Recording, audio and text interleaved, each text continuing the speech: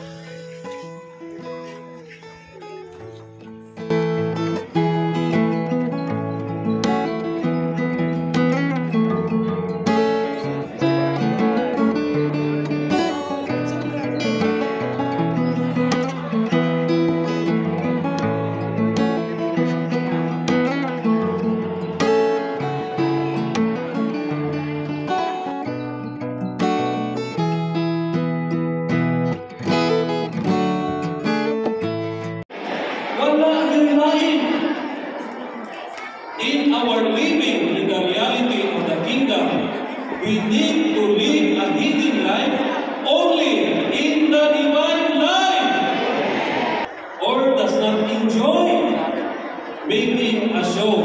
Kaya kita sa kong pagkanatural, ganahan kita magpasundayag mga igsoon. But in the divine life, this life does the work of the Lord secretly, under the ruling of the Heavenly Father. Ining nahitabo nato karon mga igsoon, everything is under God's divine arrangements. God's only heart's desire is to build up the body of Christ. When God is building up, Satan will always be there to destroy the building up of the body. In Matthew, sa Matthew, niingon yun ang Diyos, niingon ang Ginoo, I will build my church. Tukurong yun sa Ginoo ang iyahang iglesia mga igsoon. Anybody who comes across in the building up of the body of Christ, anybody who becomes the stumbling block, mao'y umabot sa pagtugod sa lawas ni Kristo, God Himself will remove them until the body of Christ will be built up. Wa yo'y makababag sa Ginoo mga igsoon sa pagtugod sa iyahang lawas. Not even the gates of Hades, not even Satan, who distract the building up the body of Christ. When God moves, the body must move with the Lord.